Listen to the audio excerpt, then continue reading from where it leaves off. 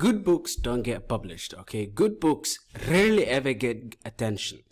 And this stuff like this, nonsense like this, okay, stupidity like this is why good books oftentimes don't get published. If you really pay attention here, you can see that in here, you can see Barnes and Nobles has, basically created a policy that's going to affect books that are being published.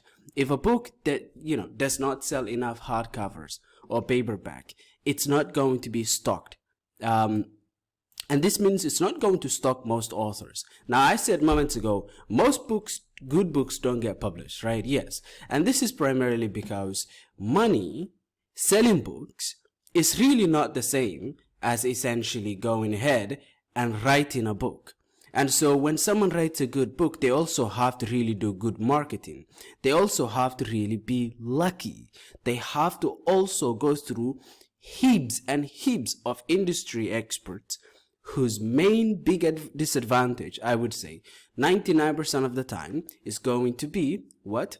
Is going to be the gatekeeping that ensures more or less the same stuff gets through, okay? And so they're not going to stock most authors, okay? And this is going to disproportionately affect marginalized authors, debuts, and middle grade, right? So debut authors, even if you have written a good debut author, Barnes and Nobles and other companies are not really going to stock you. And I said other companies, right? Other distributors. But for now, we know it's going to be Barnes and Nobles.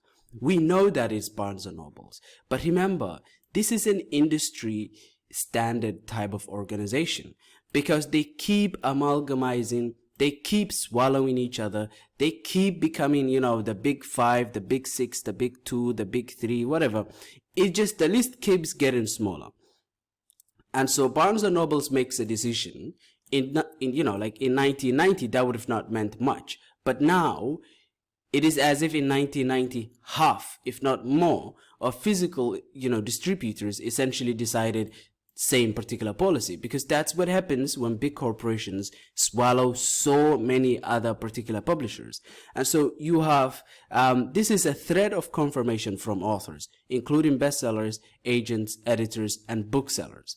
This is why industry gatekeepers, this is why when you mix money with art, it's really awful. It always turns out to be a tremendous waste of time and a tremendous damage to the art. It only ever benefits rich people, and it always benefits them at the cost of the art and the expression and the beauty of the whole shtick. Like, you take a look at paintings, right? Art, those have basically been turned into stock exchange or Wall Street. And you can always see adverts for Masterworks or all of those other types of organizations that essentially help you invest into art as an asset, not as an expression, right? And so we see in nowadays the degradation of art, okay? The death of art. This is some of the worst times to be an artist in human history. Not only are you malnourished, not only do you not get enough funding, but you have stuff like this blocking, books from essentially getting out there. Making sure, by the way, what does this do? This really makes sure that books out there are books that always, fit the trends, are books that are essentially trend chasing, books that do not fear or steer or sail too far from the mold, and books that are driven off of guaranteed audiences, all right? Gabby Burton was actually the query queen, was the one that actually put this forth. And she writes here, this affects debuts. Reminder that most debuts, excluding genres like romance, release in hardcover and don't even get paperbacks until they sell well. Explain to me how they can sell if major bestsellers refuse to sell them. Remember, this is a cycle, right? I really need you to understand. Why am I bothered by this? Why does this anger me? It angers me because publishing, people think that publishing is the book sells well and then we invest in it. That's not how things work with publishers, actually. The way things work, the way things actually come about to be is completely and entirely different, because it's oftentimes that the publisher believes it's going to sell, they invest in the book, so the book sells. And so if they are not essentially stocked by Barnes and Nobles and they do not sell paperbacks, how in the world are they, as you know, Gabby puts it, how are they going to sell? Explain to me how they can sell, right? It's just not the case, right?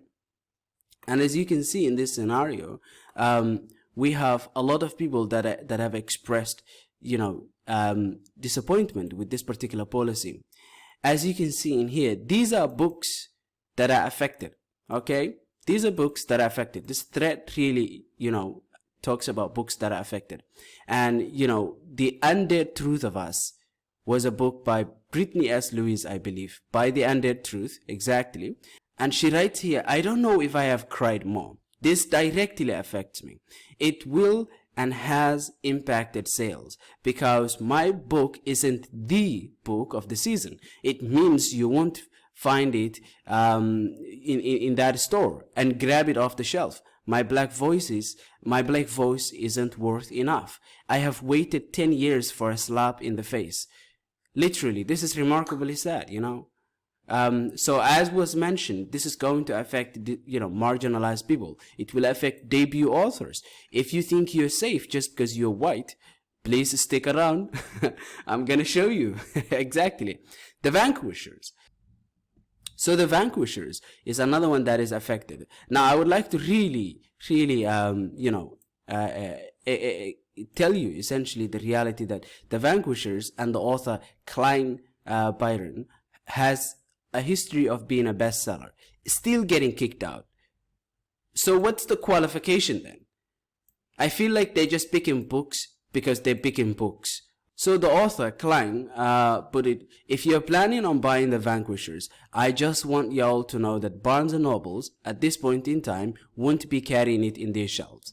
So it doesn't matter who you are, where you're from, you're getting affected, right? As you can see in this particular video, key player, Big Book, was not, I repeat, you know, stocked by, Barnes and Nobles, right? And so there's all these many examples. And if you ever wonder why are books becoming more tropic, that's because publishers, there is no competition anymore.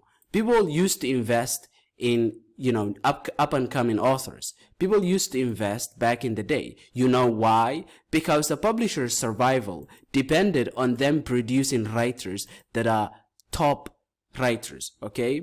It depended on them not only producing big books but also big authors. So the publishers used to invest a lot of money to actually go ahead and let a lot of writers that don't have a chance attempt or try. And this meant that back in 1980, the list of big authors was a lot more diversified compared to today. And the list of publishers was a lot more diversified compared to today. And this leads to lower competition. If the competition is not there, they can easily make money. How can they make money?